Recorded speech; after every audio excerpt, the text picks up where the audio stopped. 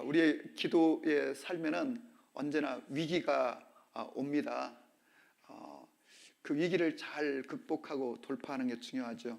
오늘 우리가 읽은 이 성경 본문은 너무 익숙하고 잘 아는 본문이죠. 익숙하고 잘 안다는 얘기는 많은 설교자들이 이 본문으로 설교한다는 뜻이고, 또 여러분들도 수차례 이 본문으로 또 설교를 들으셨을 거라고 생각은 합니다만은, 그렇다면 그 본문이 그만큼 비중이 크고 중요하다는 뜻도 되겠죠. 오늘 이 성경 본문은 기도의 본질이 무엇인가를 우리에게 가르쳐 주므로, 오늘 이 본문 속에서 우리가 기도의 원리를 잘 포착해서 우리 기도 생활에 승리하는 삶이 되시기를 바랍니다. 자, 오늘 예수님께서는 제자들을 데리고 두로와 시돈 지역으로 가셨다라고 했습니다. 두로와 시돈은 지금 참 난리통인 그 레바논 지역입니다. 예수님이 활동하셨던 갈릴리 가버나움에서는 한 50km 이상 떨어져 있는 이웃 나라인데, 사실 예수님은 그 3년 반 동안 공생애를 하실 때 거의 이스라엘이라는 그 작은 경계를 거의 벗어난 적이 없습니다. 근데 거의 유일하다시피 지금 제자들을 데리시고 이 두로와 시돈 지역으로 가신 겁니다. 그리고 거기에서 오늘 본문에 보는 것처럼 한 귀신 들린 딸을 가지고 있는 어머니가 예수님께 나와서 주 다윗의 자손이여 나를 불쌍히 여겨 주십시오. 내 딸이 흉악한 귀신에 들렸나이다 라고 말씀하시자, 예수님께서는 그 여인의 그 부르짖음, 그 외침에도 불구하고 아무 소리도 안 하시고 침묵하고 계셨고, 얼마나 소리를 질렀던지, 여러분 이 소리가 한 번뿐이겠습니까? 제자들이 와서 선생님, 저 여자가 저렇게 소란을 피웁니다. 저를 돌려보내십시오. 이 말은 어떻게 좀 치유를 하든지 도움을 주든지 고쳐주든지 해서 보내시라는 뜻 아니겠습니까? 제자들이 예수님에게 말씀을 드릴 만큼 이 여인이 지금 고래고래 소리를 지르면서 자기 딸의 귀신 들림을 불쌍히 여겨달라고 외치는 것을 보는데, 침묵하고 계시던 예수님이 제자들의 하는 말씀이 오늘 이렇게 말합니다. 나는 이스라엘 백성들을 외에 다른 이들을 위해서 온 것이 아니다 라고 말씀합니다. 참 이 여인으로서는 굉장히 지금 안 좋은 징조, 안 좋은 현상이죠. 그렇게 고함을 지르면서 애타게 부르짖어 도움을 요청했더니 계속 침묵하시다가 기껏 한다는 말씀이 내가 이스라엘 백성들 외에 다른 백성들을 위해서 온 것이 아니라고 하면, 이거 벌써 어그러진 것이고 상황이 굉장히 안 좋게 흘러가는 거죠. 여러분, 보통 이쯤 하면 이렇게 물러설 수도 있고 주춤할 수도 있는데, 이것이 바로 뭐냐면 기도를 할 때 기도에는 언제나 위기가 온다는 것입니다. 기도가 내가 하면 술술 문제가 풀어지고 기도가 응답되는 것이 아니라 이게 위기가 오는 것이죠. 상황이 굉장히 안 좋은 쪽으로 흘러가고 있는 거죠. 본인이 기대했던 것, 그동안 예수님에 대한 들었던 소문하고는 너무 다른 예수님의 태도에 얼마나 놀랐겠습니까? 그런데 여러분, 이 여자는 그쯤 되면 어떤 다른 방도가 아니라 오히려 더 적극적으로 오늘 성경에 보면 예수님이 가까이 다가왔다는 겁니다. 이제는 아예 다가와가지고 그 앞에 절을 하면서 자기를 불쌍히 여겨달라고 오늘 말씀하는 광경을 우리가 오늘 본문에서 목도하게 됩니다. 절하며 이르되 주여 저를 도와주십시오. 그랬더니 예수님은 이제 어쩌면 세 번째 예수님의 태도가 나오는데, 그거는 자녀의 떡을 취해가지고 개들에게 주는 것은 적절치가 못하다. 이건 너무 충격적인 표현이죠. 또 너무 수치스러운 말인데, 이 예수님의 이 태도도 충격적이지만 더 놀라운 것은 이 여자의 태도도 충격적입니다. 이 정도 이렇게 예수님으로부터 대우를, 예수님에게 이런 처우를 받았으면 발끈하든지 아니면 낙심을 하고 돌아가든지 따지든지 그래야 되는데, 오늘 이 여인은 놀랍게도 예수님의 충격적인 말에 더 충격적인 태도를 보이는데 이렇게 말합니다. 주여 옳습니다. 많은 개들도 제 주인의 상에서 떨어지는 부스러기를 먹나이다. 그랬더니 예수께서는 그 여자의 그 태도, 그 말을 떨어지자마자 기다렸다는 듯이 오늘 이렇게 말합니다. 여자여 너의 믿음이 크도다. 내 소원대로 되리라 하시니 그때로부터 그의 딸이 낳으니라 라고 하는 짧은 본문입니다. 자, 여러분, 첫째, 예수님은 왜 거의 공생애 기간에 이스라엘 경계를 벗어난 적이 없는데 오늘 이렇게 제자들을 다 우르르 몰고 이 두로와 시돈 땅에까지 가셨을까? 제 추측기는 바로 믿음으로 주님을 간절히 사모하고 기다리는 바로 이 여자를 만나기 위해서 갔다라고 해석해 볼 수 있는 것이죠. 그럼 예수님이 꼭 굳이 이렇게 가셨어야 되는가? 여러분, 귀신 들린 그것도 흉악한 귀신이 들려 이스라엘까지 갈릴리까지 자기 딸을 데리고 올 수 없는 이 여인의 처지를 헤아리시는, 예수님이 직접 찾아가시는 그 따뜻한 예수님의 긍휼, 예수님의 마음을 우리가 느낄 수가 있는 것이죠. 여러분과 제가 주님을 대할 때 주님은 언제나 우리의 기도를 응답하기를 원하시고 우리를 향하여 마음 갖고 있다는 것을 기억하시기를 바랍니다. 그래서 사실은 이 여인이 예수님에게 나왔는데 예수님께서는 오히려 이미 경계를 넘어서 두로와 시돈, 지금의 레바논 땅에까지 가셨다고 했는데, 여러분, 신앙생활은 결국 뭐냐면 경계를 넘는 것입니다. 우리 인생도 알고 보면요, 경계를 넘을 때 성공하는 거예요. 이 성공한 사람들의 모든 그 공통적인 패턴이 있다면 그건 보통 사람들이 살아가는 방식의 그 일상, 그런 패턴으로 살아가는 것이 아니라 남이 생각하지 않은 것, 남이 시도하지 않은 것, 남이 하지 않은 시도를 하고 생각을 하고 성공하는 것처럼 신앙도 마찬가지입니다. 그냥 보통 사람들처럼 예배드리고 그렇게 신앙하는 것이 아니라 다른 사람이 생각지 못한 생각을 하고 다른 사람이 시도하지 않은 시도를 하는데, 오늘 예수님도 이 여인을 향해 경계를 넘었지만 이 여인도 이방인으로서 예수님에게 와서 이렇게까지 집요하게 마치 속된 말로 끝을 보려고 하는 태도로 예수님에게 덤벼드는 이거를 예수님은 그녀의 믿음으로 보고 계시다고 하는 것입니다. 여러분과 저도 한계를 벗어나는 신앙, 상식을 뛰어넘는 그런 신앙인이 될 수 있기를 주의 이름으로 축복합니다. 이렇게 예수님이 이제 침묵하셨는데, 우리 징조가 안 좋잖아요. 침묵하고. 다시 말해 우리가 기도를 했는데 아무런 반응이 없고 달라지는 것이 없어요. 내가 지금 몇 주째 기도를 하는데 뭐 아무것도 달라지는 게 없을 때 우리는 조금씩 기도의 동력을 잃어갈 수가 있는 것이죠. 그런데 제자들이 예수님에게 좀 저 여인을 어떻게 해서 보내십시오 했더니 예수님 하신단 말씀이, 나는 이방인을 위해서 온 것이 아니라 이스라엘을 위해서, 유대인들을 위해서 왔다고 하시는 이 예수님의 태도에 대해서, 이것은 우리의 기도를 시작할 때보다 상황이 더 악화되고 있다는 뜻입니다. 그래서 기도를 할 때 반드시 위기가 오는데 그 위기 앞에 어떻게 대처하는가가 바로 그 사람의 믿음을 측정해 볼 수 있는 것입니다. 위기가 오면 주저앉거나 포기하거나 기도가 이제 동력을 잃고 뒤로 물러서는 흔한 말로 출구 전략을 세우는 것이 아니라, 오늘 이 여자는 예수님에게 더 가까이 와가지고 엎드려가지고 무릎을 꿇고 예수님에게 자기 딸을 도와달라고 했다는 것입니다. 여러분과 저에게도 이런 태도가 있기를 바랍니다. 한두 번 예수님이 자기가 원치 않았던 반응을 했다고, 상황이 더 안 좋아졌다고 뒤로 물러선다면 그 기도는 처음부터 응답될 가능성이 없었던 것입니다.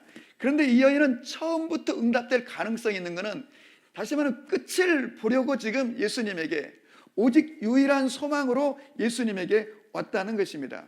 우리가 기도하다가 어떤 경우에도 타협하거나 물러서거나 여러분 포기하지 않기를 주님의 이름으로 축복합니다.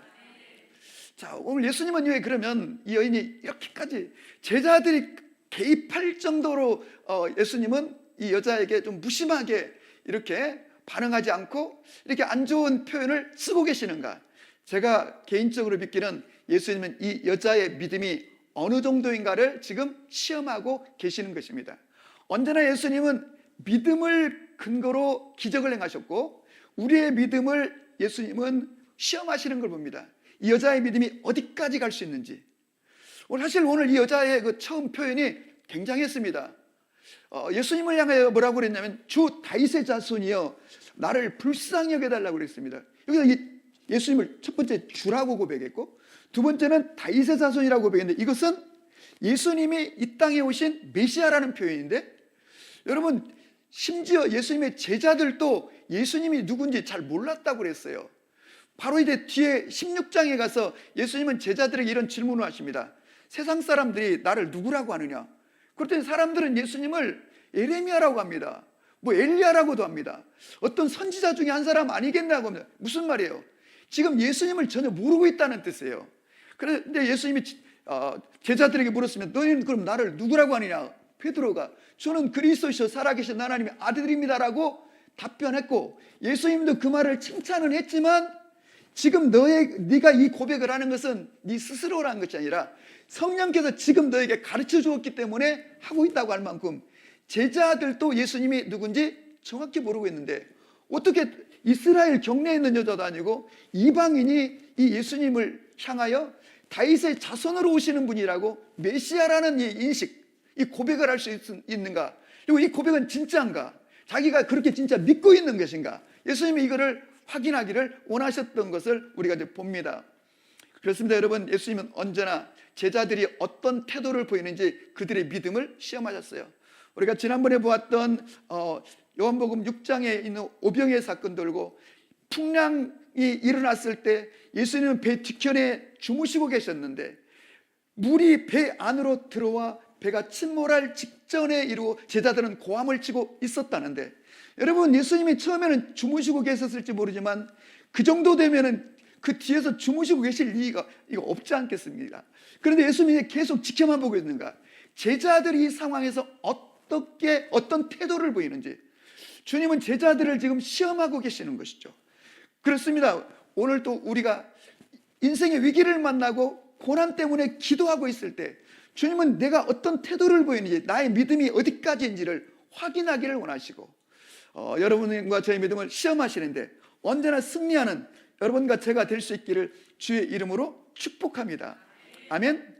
여러분, 미국 세일즈맨들에 대한 조사를 해보니까요, 미국 세일즈맨 협회의 조사에는 세일즈맨들이 물건을 팔 때 48%가 한 번 전화하고 찾아가서 설득하다가 안 되면 포기한다는 것입니다.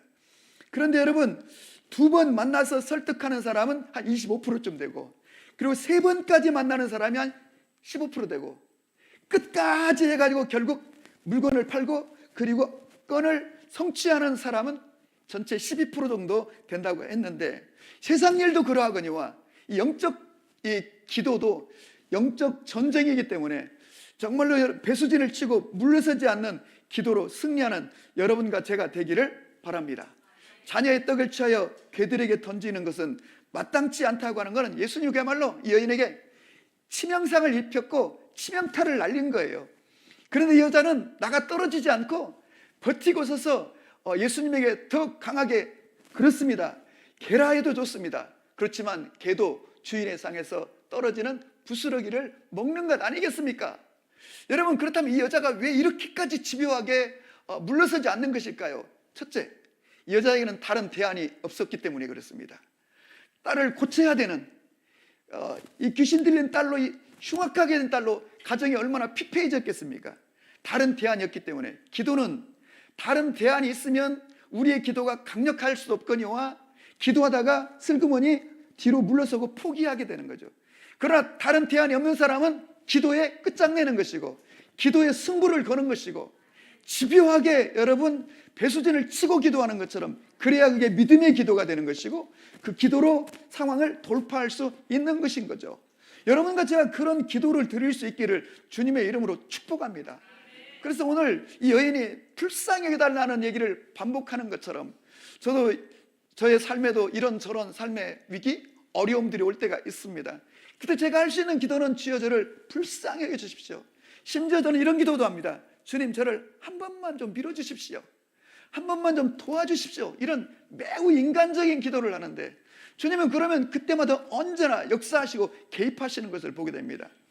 여러분, 고수는 고수를 알아보는 것이고 한눈에 알아볼 수 있는 것처럼 우리가 지금 이 기도를 어떤 태도로 시작하고 있는지, 어디까지 갈 각오로 기도를 시작하는지 우리 주님 다 알고 계십니다. 그러므로 여러분과 제가 기도할 때 여러분 마음을 굳게 하고 기도로 결국은 승리하는 우리의 삶이 될 수 있기를 주님의 이름으로 축복합니다. 그렇습니다, 여러분. 우리 예수님도 우리 성도들 때문에 상처를 받을 수가 있지만 예수 믿는 성도도 예수님에게 상처받는 경우가 있어요. 왜? 기도했는데 기도 응답이 안 되거나, 오늘 여기 여러분 이 바로 어떻게 예수님이 다른 표현도 아니고 그 하고 많은 표현 중에 이 주인의 이 떡을 개에게 던지는 것이 마땅치 않다. 여러분, 이건 진짜 우리 평소에도 사람 간에도 할 수 없는 표현인데 하나님의 아들이라는 분이 세상에 어떻게 이런 식의 표현, 그 여인을 갖다가 개 취급하고 말이죠. 다시 말하면 이건 이 여인에게 정말로 큰 상처가 될 만한, 그렇습니다, 여러분. 우리가 신앙생활하다 많은 성도들이 이런 표현을 합니다. 하나님이 어떻게 나한테 이럴 수가 있어? 우리 이런 표현 종종 듣습니다. 어떻게 하나님이 나한테 이럴 수가 있어? 내가 얼마나 충성하고 얼마나 헌신하고 어떻게 기도했는데 어떻게 나한테 이럴 수가 있어? 이게 무슨 말이에요? 주님에게 상처받았다는 뜻입니다.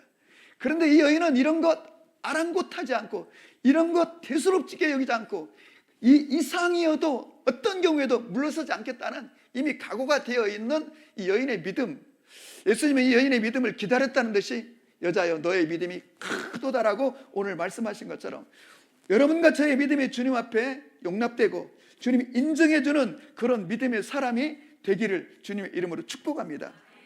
그리고 또 하나는, 왜 예수님은 이렇게까지 이 여인을 정말 어쩌면 이렇게까지 할 수 있는가라고 생각해 봤습니다.